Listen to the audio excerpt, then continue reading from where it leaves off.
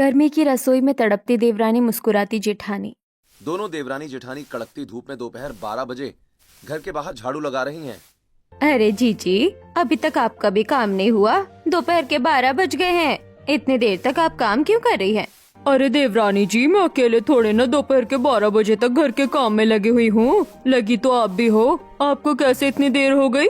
क्या बताऊं जीजी, रसोई के डिब्बे बहुत गंदे हो रहे थे, दीवारों पर भी जाले लग गए थे। बस उन्हीं सबको रगड़ रगड़ कर साफ करते करते दोपहर के 12 बज गए।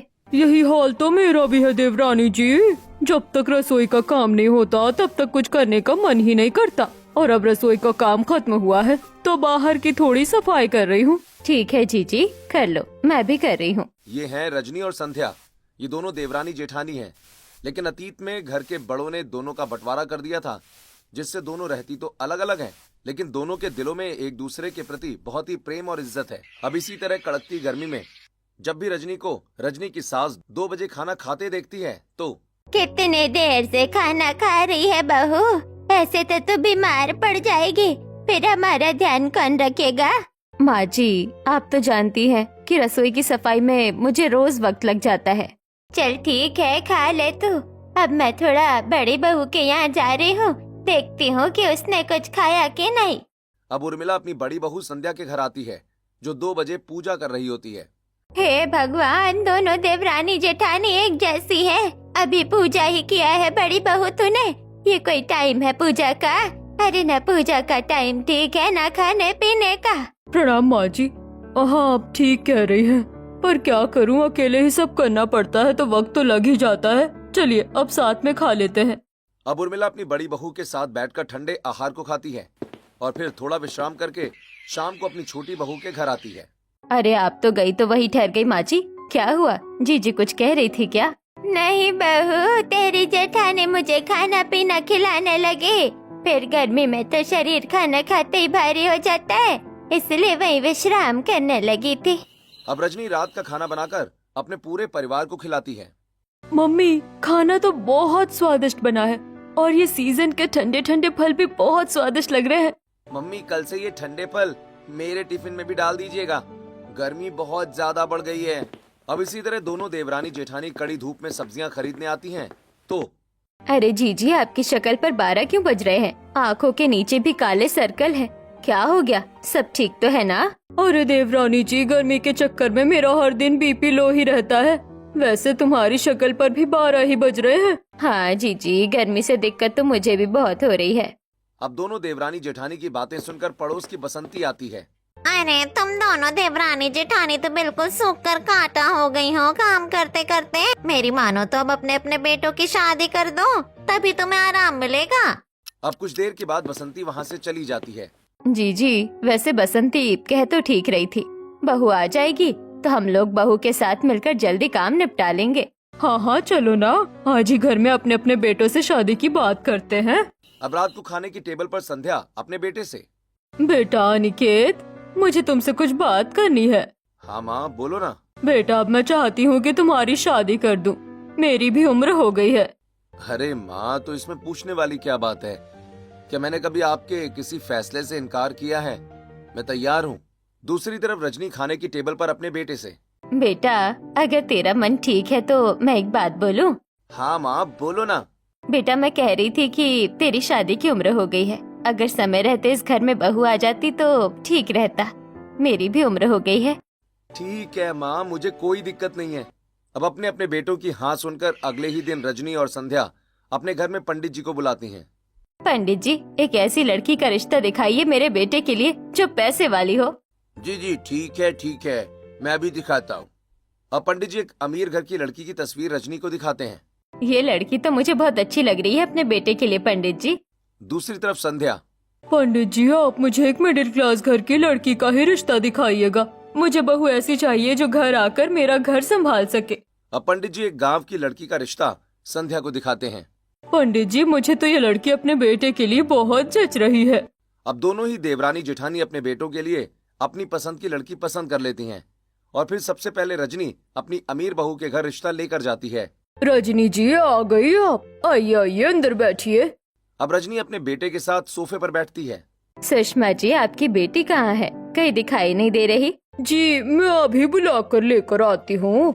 अब सुषमा अपनी बेटी के कमरे में आती है। बेटी चलो, लड़के वाले आ गए हैं और तुम्हें बुला रहे हैं। अब गर्मी से परेशान होकर चिल्लाती हुई नव्या।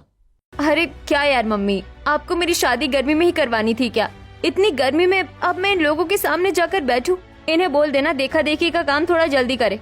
मुझसे गर्मी बर्दाश्त नहीं होती है, मैं गर्मी में तड़पने लगती हूँ। हाँ हाँ पता है, तू गर्मी में तड़पने लगती है। गर्मी तुझे बर्दाश्त नहीं होती, लेकिन अब नीचे चल, सब इंतजार कर रहे हैं। अब नव्या लड़के वालों के सामने आती है। बेटी जरा अपने हाथ से सबको चाय पानी दो। हे भगवान, एक तो मैं गर्मी से तड़प रही हूँ, ऊपर से मेरी माँ को मुझसे इसी वक्त काम करवाने हैं। ठीक है मम्मी, देती हूँ। अब रजनी देखती है कि उसकी होने वाली अमीर बहू के चेहरे पर एक अजीब सा गुस्सा है। मेरी बहू कुछ कह नहीं रही है, लेकिन उसके चेहरे से साफ पता चल रहा है कि वो गर्मी से तड़प रही है और कुछ करने का भी इसका खास मन नहीं है। वैसे कोई बात नहीं, शादी के बाद तो सब करेगी ही। क्या हुआ रजनी जी, आप कहाँ खो गए? आपको हमारी लड़की पसंद तो है ना?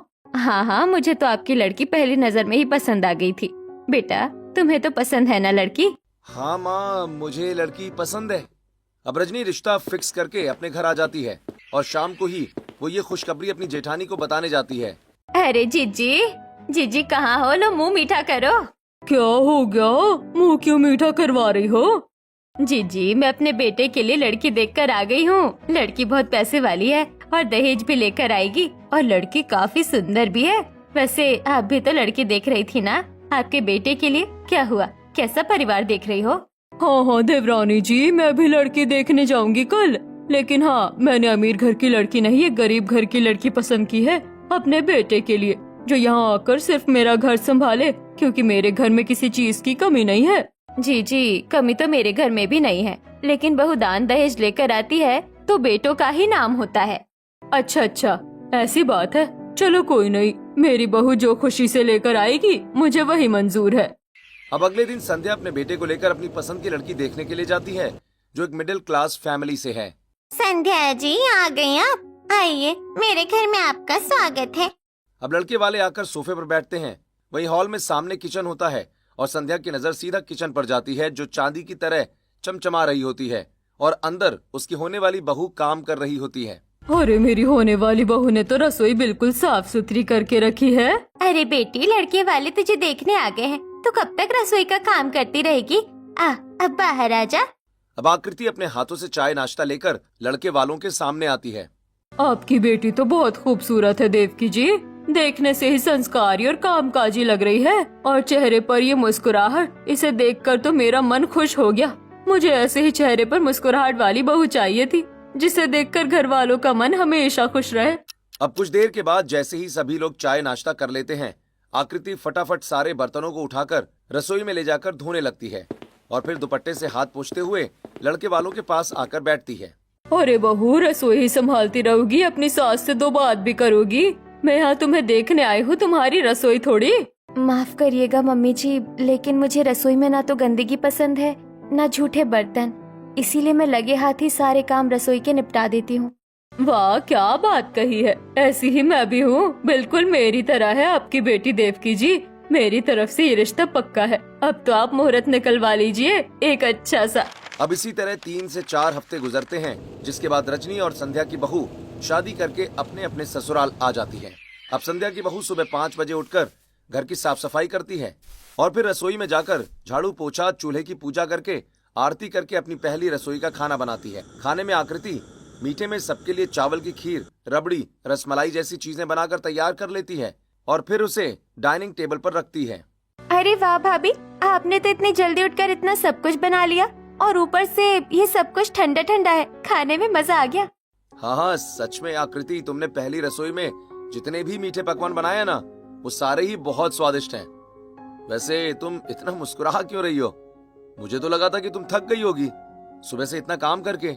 यही तो खासियत है मेरी बहू की। मेरी बहू कितना भी काम करे रसोई का, लेकिन उसके चेहरे पर थकावट नहीं, हमेशा मुस्कुराहट रहती है। आ बहू, तू भी कुछ खा ले। जी शुक्रिया मम्मी जी। अब आकृति भी अपने ससुराल वालों के साथ मीठे पकवान खाती है। दूसरी तरफ रजनी की बहू अभी तक एसी के नीचे ठंडी ठंडी हवा में पैर पसार कर सो रही होती है। वहीं रजनी घर में चक्कर काटती हुई। सुबह के 8 बज गए, अभी तक मेरी बहू उठी नहीं है। ये कब उठेगी, कब रसोई का काम करेगी। छोड़ो, एक काम करती हूँ, मैं ही कर लेती हूँ रसोई का काम। अब रजनी रसोई में आकर रसोई की खिड़की खोलती है और हल्की साफ सफाई करती है कि तभी बगल के घर में खड़ी संध्या अपनी रसोई की खिड़की से अपनी देवरानी को रसोई में देखकर, अरे देवरानी जी, आप इस वक्त रसोई में क्या कर रही हैं? आपकी बहू कहाँ है? अब तो इस रसोई में आपकी बहू का होना चाहिए ना। हाँ जीजी, कह तो आप बिल्कुल ठीक रही हो, लेकिन अभी तक मेरी बहू सो ही रही है, इसीलिए मैंने सोचा कि मैं ही कर लूँ थोड़ा बहुत काम रसोई का। अरे ऐसा थोड़ी ना होता है, मेरी बहू को देखो, सुबह 5 बजे उठकर सारा काम करके बैठ गई है। उसकी तो पहले रसोई भी हो गई है। जाओ, तुम भी अपनी बहू को उठाओ और उसे बोलो कि वो भी आकर रसोई में काम करे। अब रजनी काम छोड़कर अपनी बहू के कमरे में जाती है।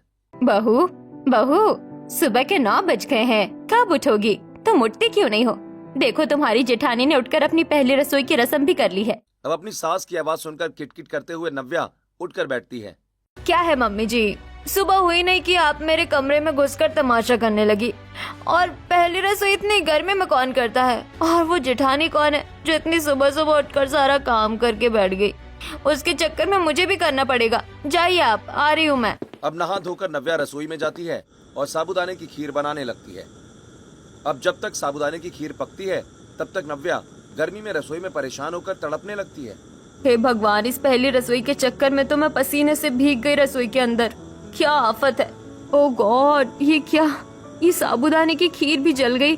अब मैं इसको ठीक नहीं करने वाली, मुझे गर्मी लग रही है। जा रही हूँ, यही खिला दूंगी। अब उसी जले साबूदाने की खीर को लाकर नव्या डाइनिंग टेबल पर रख देती है। अब सभी लोग जैसे ही उस खीर को खाते हैं वो खीर उन्हें गोंद की तरह चिपचिपी लगती है। अरे नव्या, ये कैसी खीर बनाई है तुमने यार? ये खीर कम, गोंद ज्यादा लग रहा है। कितनी चिपचिपी है ये खीर। सच में इतनी बेकार साबूदाने की खीर मैंने आज से पहले कभी नहीं खाई। बहू, ये सब क्या है? एक तो तुम इतनी लेट उठी हो, उसके बाद भी तुमने पहली रसोई में इतनी बेकार खीर बनाई है। क्या दिक्कत है आप लोगों की?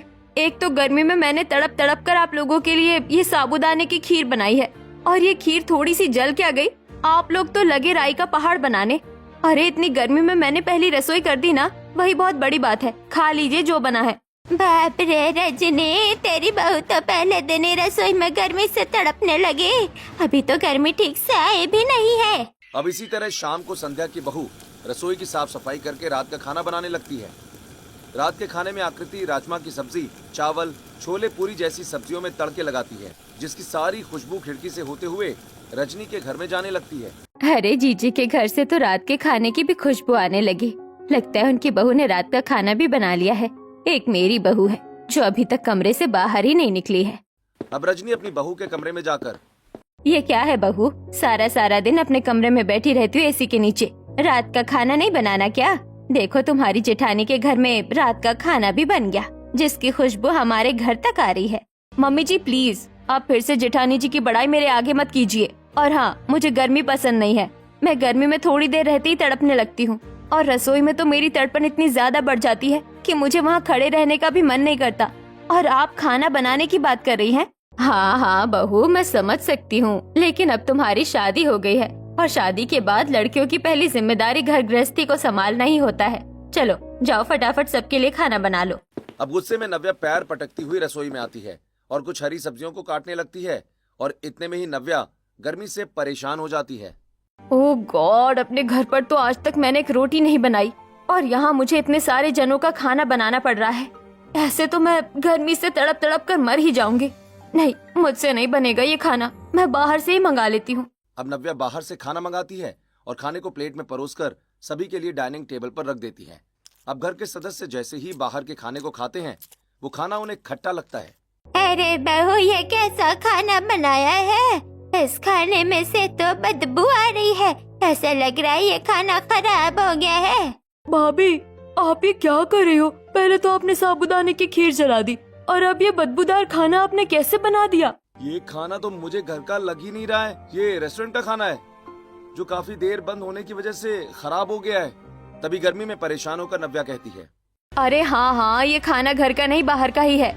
और ऐसा नहीं है कि मैंने खाना बनाने की कोशिश नहीं की रसोई में, लेकिन रसोई में इतनी ज्यादा गर्मी हो रही थी कि मैं गर्मी से तड़पने लगी, और फिर मुझसे रहा नहीं गया और मैंने सारा खाना बाहर से मंगा लिया।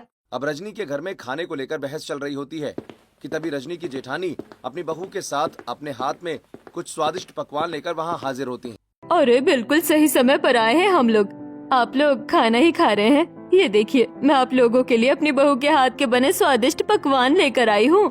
अब सभी लोग फटाफट आकृति के हाथ के बने पकवान को खाने लगते हैं। बड़ी भाभी, आपने पकवान कितने स्वादिष्ट बनाए हैं। और एक हमारी भाभी है, उन्होंने तो खाना बनाने की वजह बाहर से मंगवा लिया और वो खाना भी खराब निकला। देख रही है रजनी, बड़ी बहू की बहू कितने समझदार है। इतना सारा खाना बनाया है अकेले इतनी गर्मी में, और हमारे लिए भी बना कर लेकर आई है। हर एक तेरी बहू है जो रसोई में जाते ही गर्मी से तड़पने लगती है। अब नव्या अपनी जेठानी को तिरछी नजर से देखकर अंदर ही अंदर जलती हुई खुद से कहती है, हे भगवान, ये मेरी जेठानी पागल है क्या? इतनी गर्मी में इन्होंने इतने सारे जनों का खाना क्यों बनाया है? और इतना खाना बनाने के बाद भी इनके चेहरे पर ये मुस्कुराहट क्यों है? अरे अगर इनकी जगह मुझे इतना खाना बनाना पड़ता तो मैं तो गर्मी से तड़प तड़प कर मर जाती। जेठानी जी, इतना काम करने में आपको गर्मी नहीं लगती है क्या रसोई में? नहीं देवरानी जी, मुझे रसोई संभालना शुरू से ही बहुत पसंद है और अपने हाथ से लोगों को स्वादिष्ट खाना बनाकर खिलाना तो मेरी हॉबी है, फिर चाहे गर्मी हो या सर्दी। अब कुछ देर के बाद संध्या वहाँ से चली जाती है। इसी तरह कुछ हफ्ते गुजरते हैं और अब जैसे जैसे गर्मी बढ़ती है वैसे वैसे नव्या हर बात पर अपने ससुराल में कुड़कुड़ करने लगती है। इसके साथ साथ रसोई को भी नव्या बहुत गंदा रखती है। तभी एक दिन गंदी रसोई देखकर रजनी कहती है, बहू, ये कैसी हालत कर रखी है रसोई की?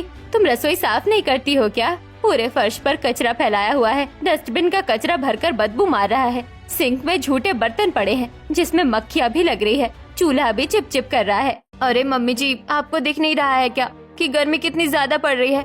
अरे इतनी गर्मी में अगर इतना सारा काम करूंगी ना रसोई का तो मैं तड़प तड़प कर तबाह हो जाऊंगी। अरे बहू, तुम्हें एक काम कहो रसोई का, तुम उतने में ही तड़पने लगती हो जैसे गर्मी तो सिर्फ तुम्हें ही लगती है और किसी को नहीं।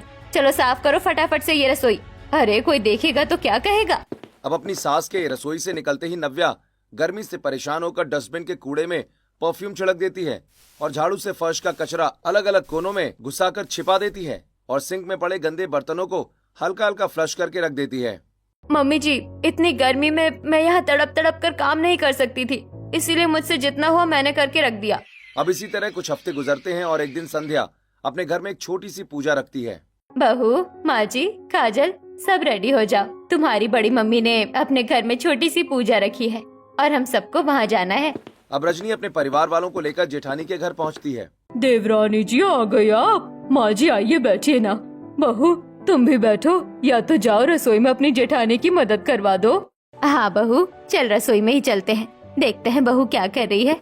अब रजनी अपनी अमीर बहू को लेकर अपनी जेठानी की रसोई में आती है, जहां आकृति पूजा के लिए ढेर सारे प्रसाद और खाना पीना बना रही होती है। दूसरी तरफ सभी चीज अपनी व्यवस्थित जगह पर रखी होती है और रसोई चांदी की तरह चमक रही होती है। बड़ी बहू, तुमने तो अपनी रसोई को बड़ी खूबसूरती से समेट के रखा है और इतना सारा प्रसाद, खाना पीना तुम अकेले बना रही हो। तुम्हें गर्मी नहीं लग रही है क्या? नहीं छोटी मम्मी जी, गर्मी क्यों लगेगी? ये सब तो गृहिणी का सबसे पहला काम होता है जो उसे हर मौसम में करना ही पड़ता है। देख रही हो बहू, तुम्हारी जेठानी घर के कामकाज को कितना समझती है। और रसोई देखो, रसोई में कितनी साफ सफाई है इसकी। अरे क्या इसे गर्मी नहीं लगती? लेकिन फिर भी कर रही है। पर तुम तो रसोई में घुसते ही 2 मिनट में तड़पने लगती हो गर्मी से। मम्मी जी, ये एक मिडिल क्लास लड़की है, इसने शुरू से सिर्फ रसोई संभाली है, इसीलिए इसका फेवरेट काम है रसोई को साफ रखना। लेकिन मैं स्टैंडर्ड घर की लड़की हूँ जिसे रसोई के अलावा भी बहुत काम आता है। अब इतना कहकर नव्या वहाँ से चली जाती है। अब कुछ देर के बाद पूजा संपन्न होती है। सभी लोग प्रसाद खाते हैं।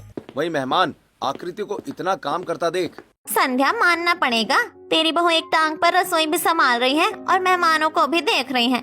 लेकिन मजाल है इसके चेहरे पर जरा सा भी शिकंज या टेंशन दिखे।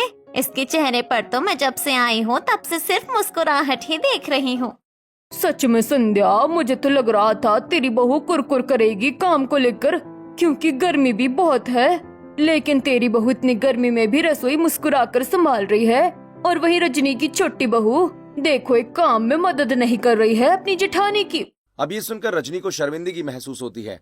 वहीं उसकी बहू नाक चढ़ाकर सबकी बातें इग्नोर करके मुंह घुमा लेती है। अब मेहमानों के जाने के बाद आकृति अपने परिवार वालों के लिए डाइनिंग टेबल पर तरह तरह के पकवान परोसती है।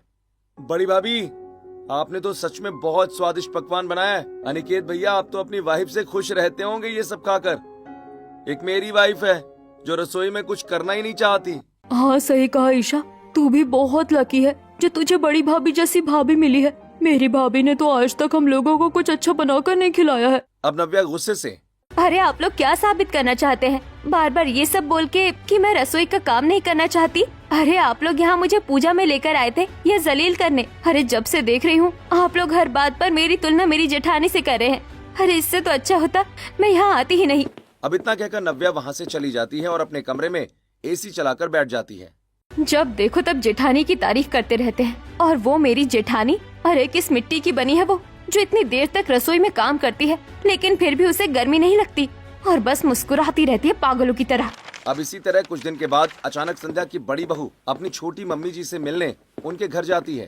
अरे बड़ी बहू तू यहाँ आजा, बैठ, रुक मैं तेरे लिए चाय बना कर लेकर आती हूँ। देवरानी तो तेरी सो रही है। अरे नहीं छोटी मम्मी, मेरे होते हुए आप रसोई में काम करोगी?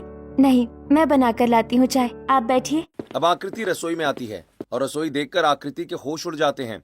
रसोई में चारों तरफ गंदी बदबू फैली होती है। जूठे बर्तन सड़ रहे होते हैं।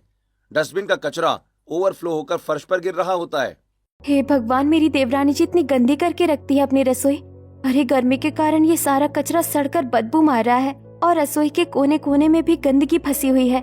नहीं, अब मैं चाय बाद में बनाऊंगी, पहले ये रसोई साफ करूंगी। अब आकृति पहले स्लैब साफ करती है, फिर सारे जूठे बर्तन धोती है और फिर झाड़ू लगाकर कोने कोने से कचरा निकालते हुए कचरों का पहाड़ रसोई से बाहर करती है, जिसे देख रजनी, बाप रे बाप, इतना सारा कचरा मेरी रसोई में कहाँ से आया? कहाँ से आएगा? ये सब तेरी बहू का कमाल है। तेरी बहू रसोई में जाते ही ऐसे तड़पने लगती है जैसे किसी ने उसका गला ही दबा दिया हो, और इसी चक्कर में वो ठीक से काम भी नहीं करती।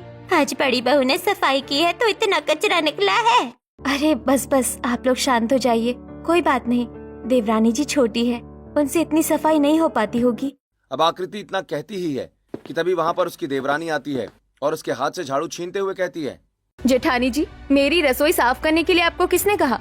अरे मेरी रसोई गंदी है, सड़ती है तो सड़ने देते ना। ये सफाई करके जो आप महान बनकर दिखा रही हो ना, सब समझती हूँ मैं। और मुझे ताने सुनवाकर जो आपके चेहरे पर ये मुस्कुराहट आई है ना, ये भी समझ रही हूँ मैं। आप गलत समझ रही हो, मेरा तो चेहरा ही हंसमुख है। और अगर आपको मेरी सफाई से इतनी दिक्कत हो रही है तो अगली बार से अपनी रसोई खुद साफ करके रखना, ताकि दूसरा बंदा जब कोई काम करने जाए तो वो काम करे, रसोई की सफाई नहीं। अब इतना कहकर आकृति वहाँ से चली जाती है। अब इसी तरह गर्मी में आकृति अपने परिवार वालों को ठंडे शरबत बनाकर पिलाती है, जैसे ठंडी शिकंजी, ठंडी लस्सी, ठंडे फलों का जूस। बहू तो इस गर्मी में हमारा कितना ख्याल रखती है। अरे बहू हो तो तेरी तरह। सच में भाभी, आप हमारा बहुत ख्याल रखती हो, साथ ही आप रसोई भी बहुत अच्छी तरीके से संभालती हो। दूसरी तरफ नव्या, मुझे बहुत गर्मी लग रही है, तुम मेरे लिए फ्रिज से ठंडा ठंडा तरबूज काट दो ना, और रूह अफ़ज़ा भी बना दो। बहू मेरे लिए तो ठंडे ठंडे सत्तू का शरबत बना दे। भाभी मुझे तो मसाला लस्सी पीनी है। अब इतनी सारी फरमाइश सुनकर गुस्से से नव्या, ऐसा है, मेरे आगे इतनी फरमाइश करने की जरूरत नहीं है, मुझे गर्मी लग रही है, मैं जा रही हूँ अपने कमरे में, जो खाना है वो खुद लेकर खाइए। अब इतना ही नहीं, अब नव्या रसोई में खाना बनाने से बचने के लिए रात को ही ढेर सारा खाना बनाकर रख देती है और दोपहर में उसी खाने को गर्म करके सबको खिला देती है।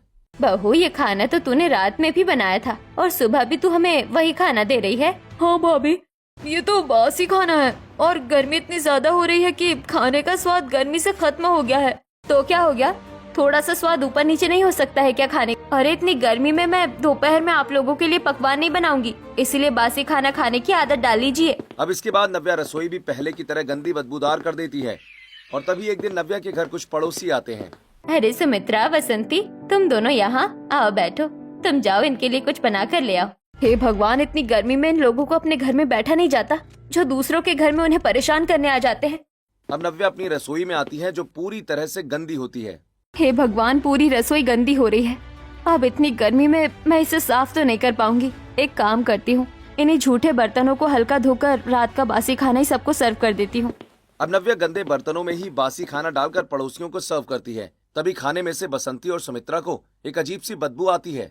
हे राम, इस खाने में से कितनी गंदी बदबू आ रही है। अरे रुक रुक बसंती, ये तो बर्तन भी गंदा हो रहा है। इसमें कई दिनों का जूठा सूख कर चिपका हुआ है। बहू, तूने बर्तन साफ से नहीं धोया क्या? है भगवान, रजनी तेरी बहू रसोई साफ नहीं करती क्या? 1 मिनट, अब मैं पहले रसोई देखना चाहूंगी, तभी कुछ खाऊंगी। अब बसंती सुमित्रा के साथ रसोई में आती है तो रसोई की हालत नर्क से बदतर हो रही होती है।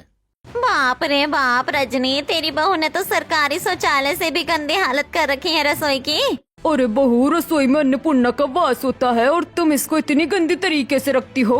अरे आंटी जी, आप तो फालतू में इतनी बहस कर रही हैं रसोई को लेकर। मैं थोड़ी देर में इसे साफ कर ही देती, अभी बस मुझे थोड़ी गर्मी लग रही है। कीड़े पड़ जाएंगे बहू, तब साफ करेगी क्या रसोई? हम तो जा रहे हैं, चल सुमित्रा। अब बसंती और सुमित्रा संध्या के घर में आती हैं। अरे बसंती, सुमित्रा, तुम दोनों यहाँ आओ, अंदर बैठो। बहू, जाओ सबके लिए ठंडा ठंडा फल काट के ले आओ, गर्मी बहुत पड़ रही है। रुको संध्या, कुछ भी खाने से पहले हम पहले तुम्हारी रसोई देखेंगे। अब संध्या को कुछ समझ नहीं आता, लेकिन फिर भी वो उन्हें रसोई देखने से मना नहीं करती। अब बसंती और सुमित्रा संध्या की रसोई को देखकर, बाप रे, तेरी रसोई तो इतनी ज्यादा चमक रही है संध्या, जैसे लग रहा है अभी अभी नई रसोई बनी हो तेरे घर में। अरे बहू, तुमने तो अपनी रसोई बहुत चमका कर रखी है।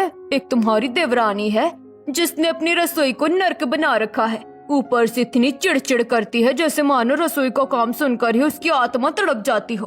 खैर, तुम्हारी बहू के चेहरे पर तो बहुत अच्छी मुस्कुराहट है। अब आकृति बड़े ही प्यार से सुमित्रा और बसंती को ठंडा फल काट कर देती है, जिससे वो लोग आनंद लेकर खाते हैं। वहीं रजनी घर के बाहर से ये सब देखकर, मेरी जेठानी की बहू कितनी अच्छी है और पड़ोसी भी उसकी कितनी तारीफ कर रहे हैं, लेकिन मेरी बहू ने तो मेरा नाम ही खराब कर रखा है हर जगह। अब इसी तरह कुछ हफ्ते और गुजरते हैं और अब जहां आकृति अपने परिवार को खुशियों से समेट कर रख रही थी, वहीं नव्या पल पल अपने ससुराल वालों को बासी खाना खिला खिलाकर उन्हें अंदरूनी रूप से बीमार कर रही थी। अब उर्मिला और रजनी को बासी खाना खाकर फूड पॉइजनिंग हो जाती है और वो तेज तेज उल्टियां करने लगती हैं। बहू, पेट में बहुत गैस बन रही है, जरूर कोई दिक्कत हो गई है पेट में। जा, थोड़ा नींबू पानी बना दे। बहू, मेरे लिए भी नींबू पानी लेकर आओ जल्दी। अरे आप लोगों का दिमाग खराब हो गया क्या? गर्मी सिर्फ आपको ही लग रही है, मुझे नहीं लग रही है क्या? थोड़ी सी गर्मी पड़ी नहीं कि बीमार पड़ गए। अरे जाइए, खुद पी लीजिए नींबू पानी बनाकर। इतने में वहाँ पर आकृति आती है और वो ये सब कुछ सुन लेती है। देवरानी जी, आपका दिमाग खराब है क्या? मम्मी जी और दादी जी की तबीयत खराब है और आप उनसे बदतमीजी कर रही हैं। रुकिए, मैं लेकर आती हूँ नींबू पानी। अब आकृति रसोई में आती है तो देखती है कि रसोई की हालत फिर से वैसी ही है जैसी उसने लास्ट टाइम देखी थी। हे भगवान, फिर से रसोई की हालत इतनी गंदी कर रखी है देवरानी जी ने। चलो फिलहाल मैं नींबू पानी दे दूं सबको, फिर इसे साफ करूंगी। अब फटाफट आकृति 2 ग्लास अच्छे से धोकर उसमें ठंडा ठंडा नींबू का पानी बनाती है और उसे अपनी छोटी सास और दादी सास को देती है। आप इसे पी लीजिए, मैं अभी आती हूँ। ओहो, लगता है जेठानी जी आज फिर मेरी रसोई साफ कर रही है। अच्छा है, करने दो। अब जहाँ नव्या खुश हो रही होती है तो वहीं आकृति जैसे ही फर्श पर फैले चिकनाई पर चलकर बर्तन धोने जाती है कि तभी उसका पैर फिसलता है और उसका सिर सीधा लोहे के सिंक पर लगता है, जिससे उसका सिर वहीं फट जाता है और तेजी से खून निकलने लगता है। मम्मी जी! अब सभी लोग भागकर रसोई में आते हैं। हे भगवान, बहू के सर से तो खून निकल रहा है। ये सब कुछ तेरी वजह से हुआ है छोटी बहू। बेचारी तेरी ये गंदी रसोई साफ करने आई थी और खुद जख्मी हो गई। अब ये सुनकर नव्या को बहुत बड़ा धक्का लगता है और उसे शर्मिंदगी महसूस होती है और वो घबराकर अपनी जेठानी को डॉक्टर के पास लेकर जाती है और उसकी पट्टी करवाती है। जेठानी जी आप ठीक तो है ना? मुझे माफ कर दीजिए, मेरी वजह से आपके सर पर इतनी गहरी चोट लग गई। आज से मैं अपनी रसोई खुद साफ करूंगी। मेरी वजह से मम्मी और दादी जी की तबीयत भी खराब हो गई। आप लोग मुझे माफ कर दीजिए। ठीक है देवरानी जी, आप छोटी हैं, इसलिए हम लोग आपकी सभी गलतियों को माफ करते हैं। लेकिन आप भी वादा कीजिए कि आज से आप अपनी रसोई को खुद साफ करेंगी और सबको ताज़ा खाना बनाकर खिलाएंगी। हाँ, मैं वादा करती हूँ कि आज से मैं अपनी रसोई खुद साफ करूंगी और किसी को शिकायत का मौका नहीं दूंगी। अब नव्या अपनी जेठानी को घर लेकर आती है और फिर अपनी पूरी रसोई साफ करके अपने हाथ से स्वादिष्ट पकवान बनाकर अपनी जेठानी के साथ पूरे परिवार को खिलाती है।